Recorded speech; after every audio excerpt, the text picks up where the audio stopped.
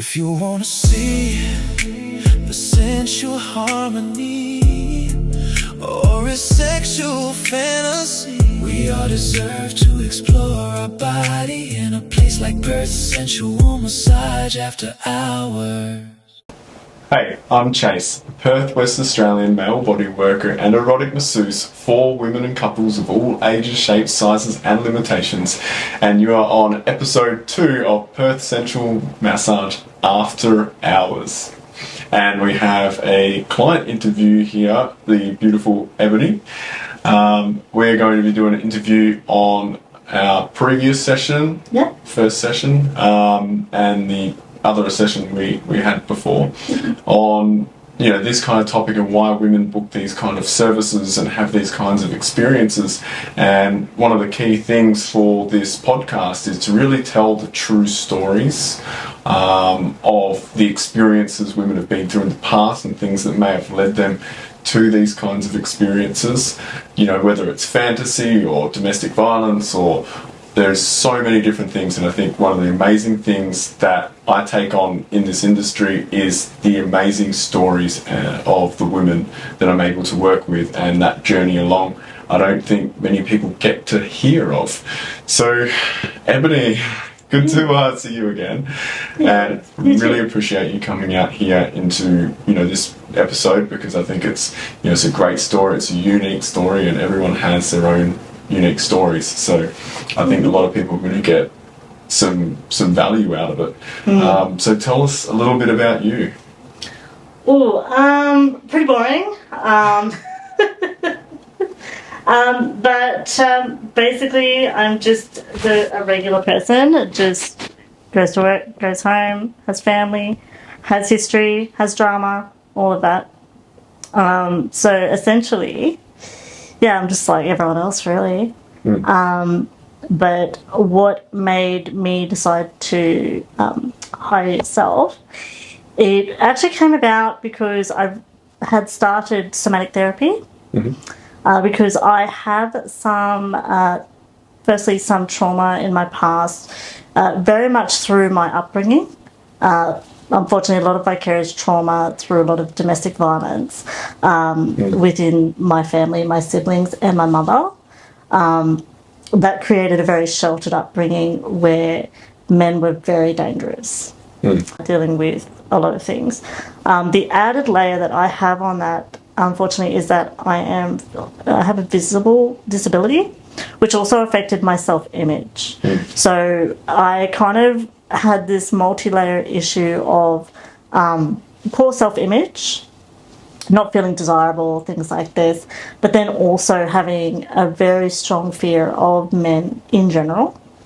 And when I was younger, in my early 20s, late teens, and I would go out, I would never feel safe. I kind of pushed myself to have experiences with men purely to tick boxes off. They were never enjoyable, they never felt good. And I just kind of gave up on the whole experience because I'd rather feel safe and secure in myself and not subject myself to rejection through my own perceived self-image. So I kind of just gave up on the whole idea and thought I'll just stay safe in my bubble. But it reached a point probably about 2-3 years ago where I decided to start therapy because I wanted to kind of come out of that, unlearn a lot of things and kind of be okay with everything.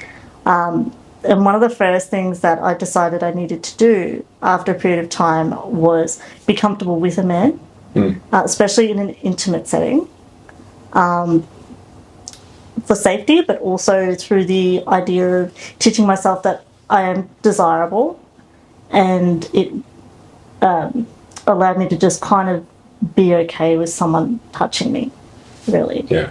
And that's kind of how I found you. I found you through TikTok, actually.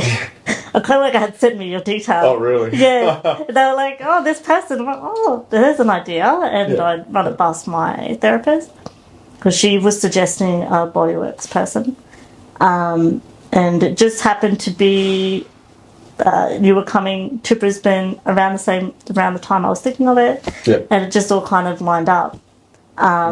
So I was really happy with that. Universe aligning and all of that.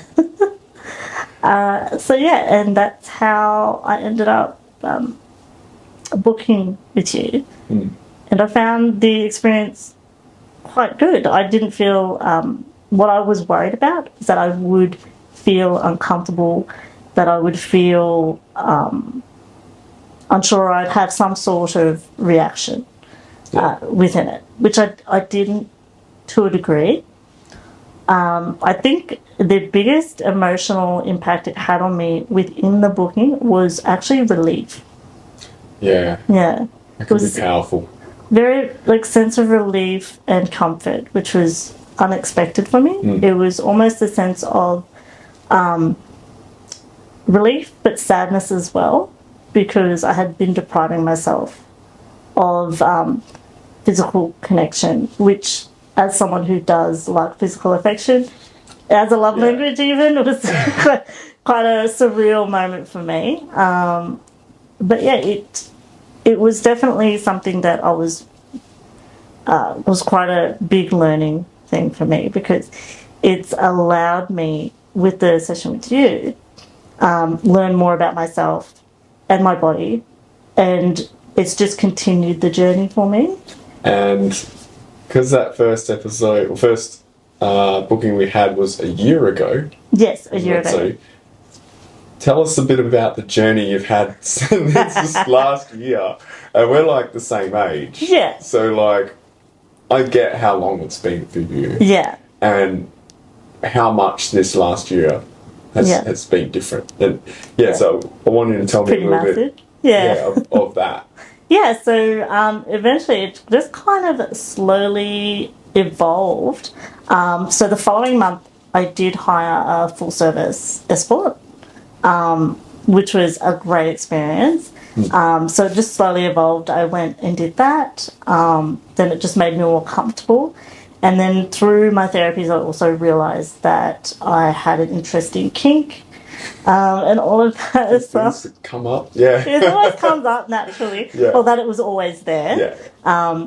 But then I went to a something called ASFest in Sydney, which was around what's it called? It's the Australian School of Sexuality, and they did a lot of different workshops, and I learnt so much through that, and I was able to meet people who also had similar interests to me, similar kinks, but also the different somatic workshops, and just learning about sexuality, my body, consent, and feeling safe around people was such a big thing for me, especially in those spaces where you're looking at being vulnerable with people. Hyper-vulnerability, disability, and it was it's been quite surreal. And then that slowly evolved to I started attending play parties.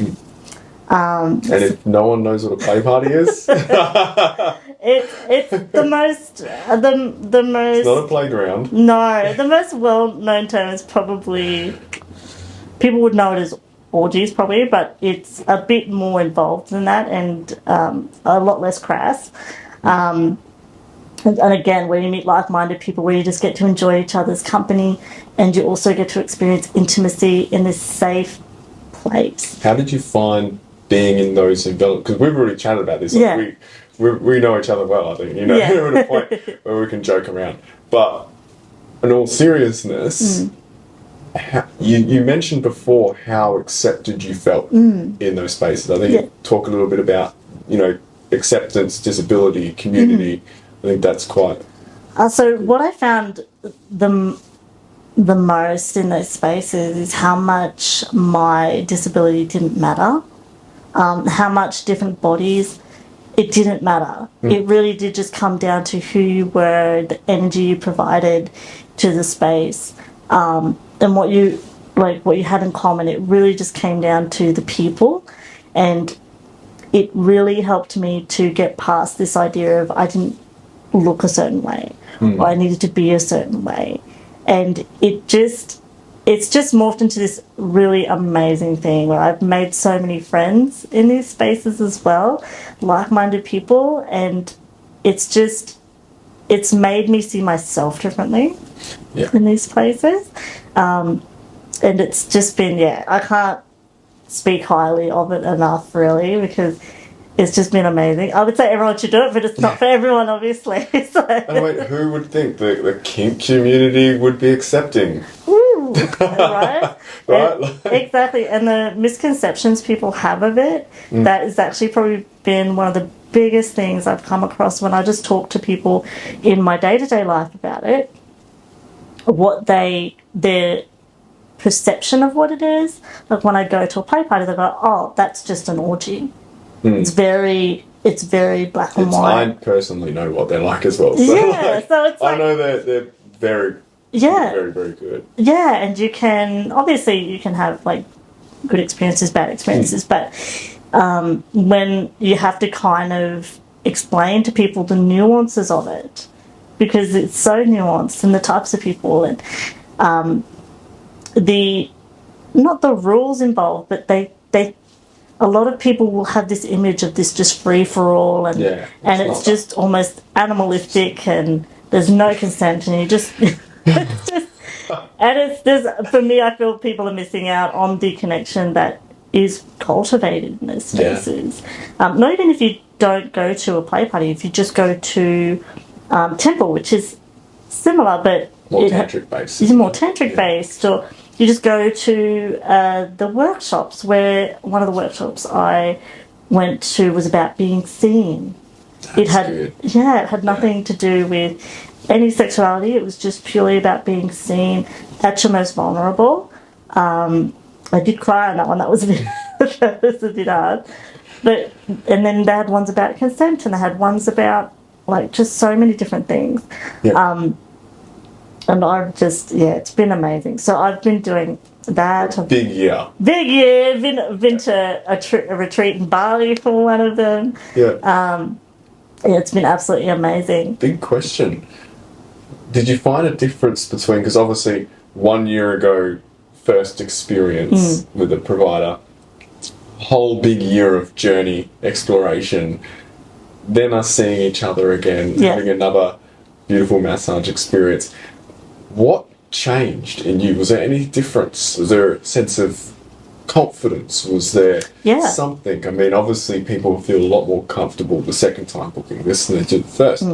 But besides that, I think with the second session with you, I think I came into it, obviously I was more familiar, but there's also the aspect of I was more confident to communicate exactly like, this is like, these are my needs, or these might be the roadblocks that will hit, or it's just I had more confidence to actually go talk about my body, talk about the space that we were in and what I was needing from it, or what I didn't know I didn't need from it. That's also the other thing, because sometimes you don't know what you're needing from an experience.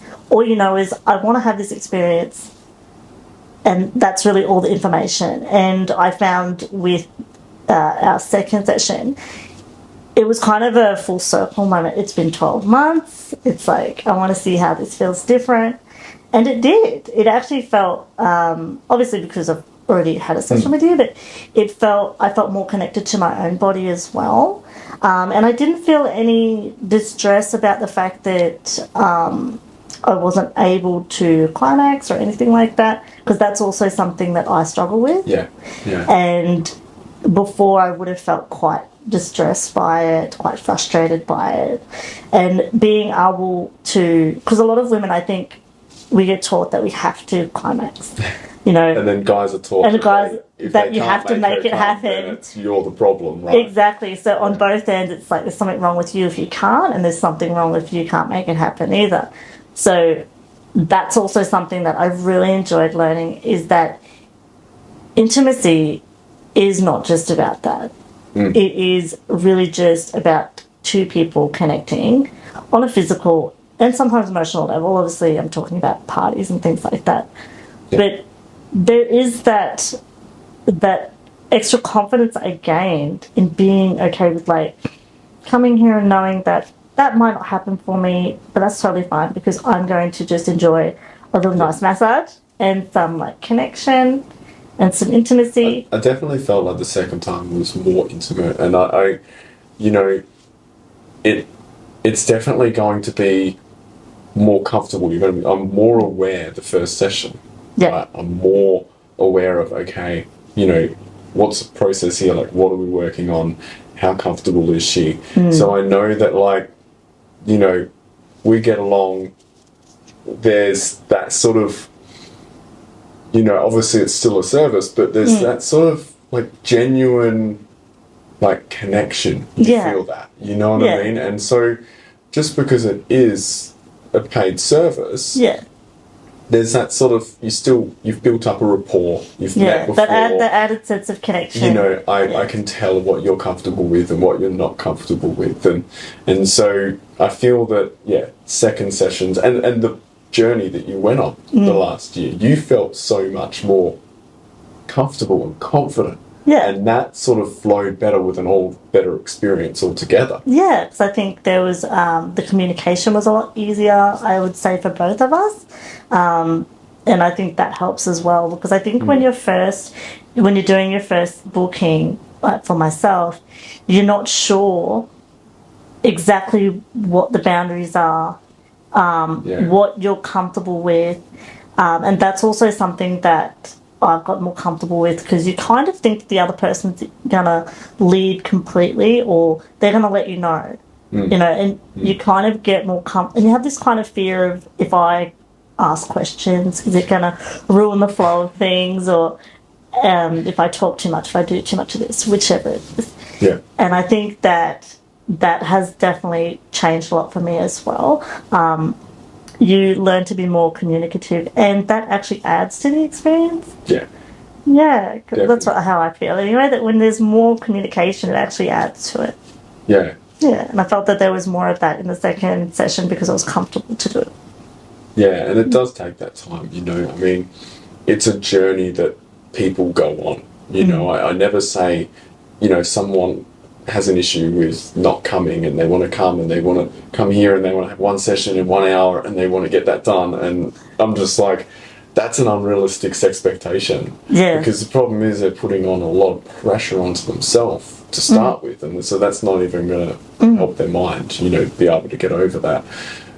So I always recommend, 2 or 3 sessions. Yeah. Depending how long the first ones are, and obviously the person, and just trying different things and exploring different things, I think, is what really helps them get over that.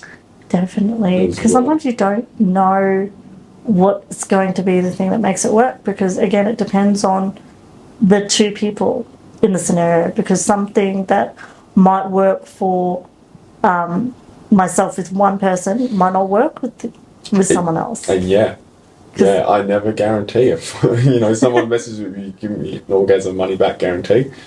No. It's never a money guarantee. No, you can't guarantee it. You can't do that. There's so much, there's so much involved, because there is so much involved. It depends on how the woman's feeling comfortably. Depends where she is in her cycle. It depends on the temperature of the room, as we've discovered as well. Yeah. Sometimes it's a bit too cold. So sometimes they're hot flushes. Hot flushes that could, hurt temperature. And it's really fascinating. But I think, overall it was a positive experience. Yeah, definitely. For you. And I guess if you had, being someone with a physical disability, what would you tell other people, other women that also have, physical disabilities or any kind of disability? What would you say, not just to for the service, but something that really helped you feel that you're enough? It really comes down to doing the inner work is really important. Learning. Because you can say something as simple as, you just got to learn to love yourself. And as someone with a visible disability, that for me was always something that was so difficult to hear, because it would always feel like kind of one of those pleasantries that people would say. It's like, you just got to learn to love yourself. And it's like, that's easier said than done. Yeah. And sometimes honestly, it didn't work for me. What worked for me was, yes, doing the work, yes, doing the therapies, but getting out there and actually meeting people that made you feel comfortable. Yeah. And that was not going to clubs. It was not getting drunk. That made me have the illusion of being comfortable, but it never felt good. Mm. And I think people with visible disabilities, especially women, and it would be men as well, but in this context, women, is if you don't fit a standard, that you're not desirable. And that was probably the biggest thing that I struggle with, is that I had actually convinced myself that I was not desirable. And that was just my lot in life, is that, well, no one's going to want you like that, so don't worry about it. Which also made it easy for me to just not do anything. But the fact that I was able to, you have to have that epiphany moment. That's also something. Yeah. You have to have that moment. It's like, I don't want to do this. Yeah. I do have a strong desire. I do have a high libido. I do want to actually experience intimacy and physical touch. And if the way to do that is through hiring a service, I think if you are at a point where you feel like no one is ever going to, and you've convinced yourself that that's the case, hire someone. Because it's getting over that barrier, because that was still a barrier for me. Yeah. Like, what are you going to think when you're touching me? Yeah. What's the judgment? Yeah. It's well to say that, oh, you're a professional and all that, but you're still a person. And that's something that I really cherish, is being able to, like, when I was at Sexpo a couple of years ago, I did a whole bunch of free 10-minute massages. Yeah. And, really brought the crowds in and all that kind of stuff. Yeah. And one lady, she was missing both her legs and both her arms. And she came up on the table, she had her stilts and stuff, and she got on the table by herself, because it's quite high, because I'm quite tall. And, she just had the free 10-minute massage. And I really made sure that I prioritised, the ends stuff. So I don't know what they call them. I never had that conversation. But and I've seen others with missing limbs before. Yeah. But in this case, I really embraced her as a woman. If I had gone along here and it, one simple flinch, you've lost her. Fucking lost her.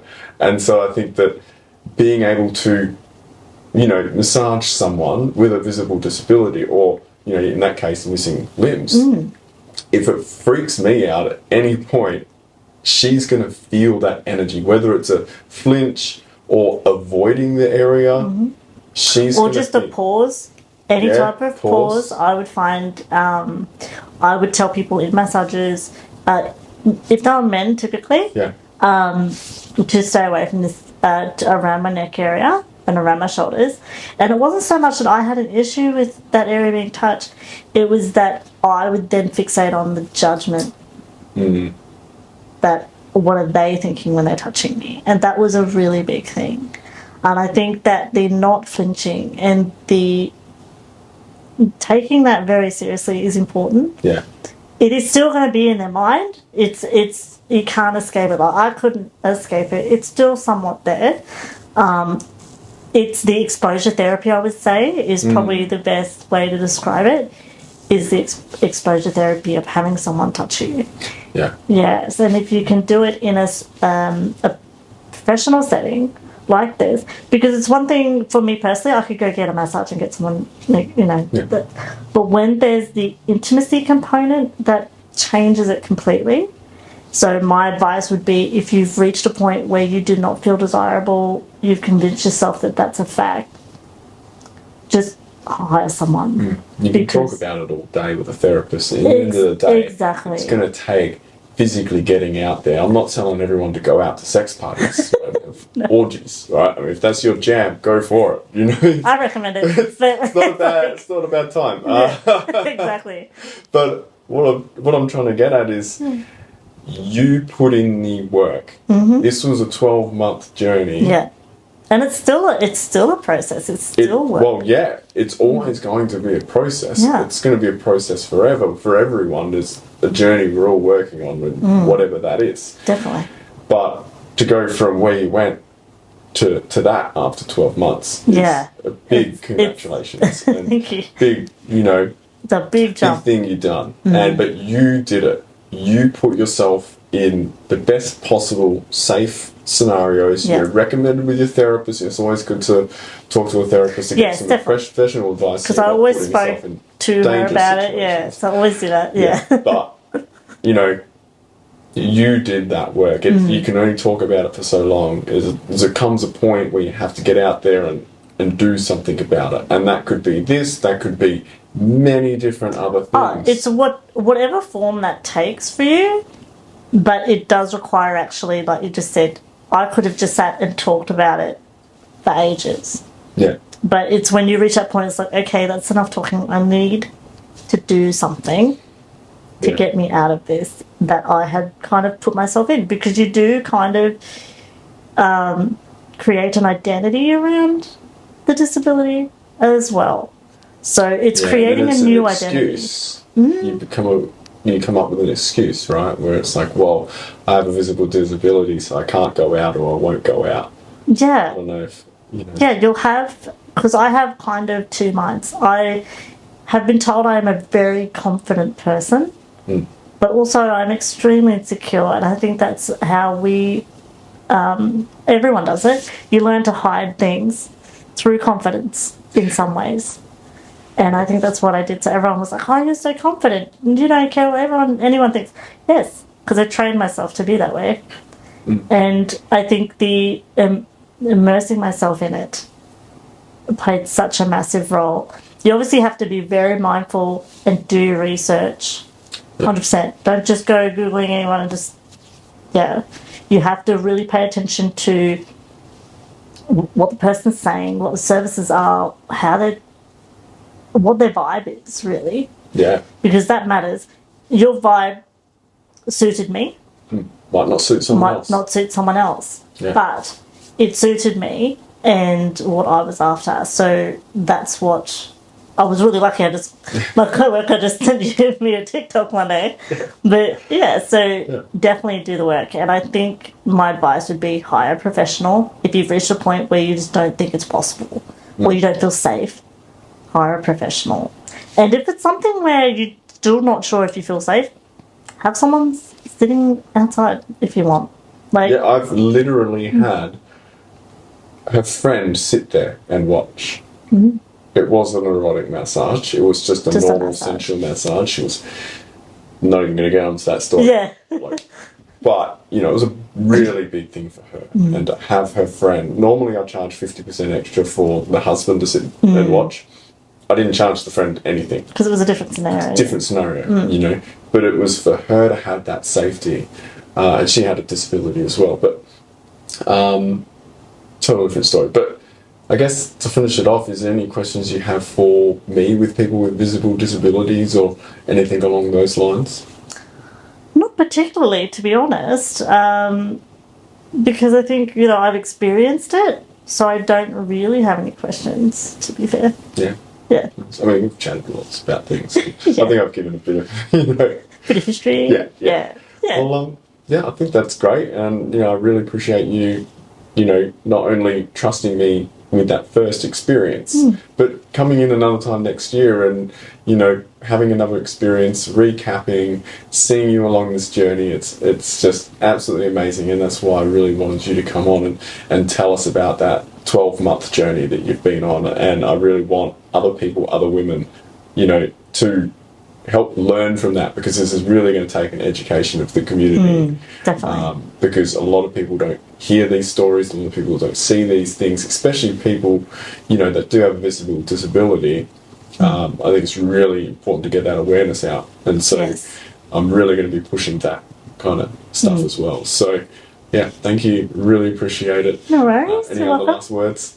What's next on the list? On the list? What's next? Oh, I don't know. Sky's the limit now.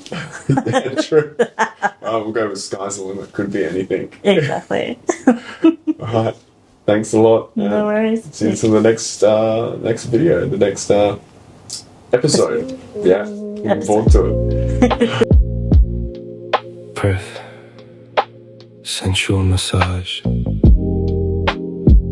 After Hours podcast. Good night.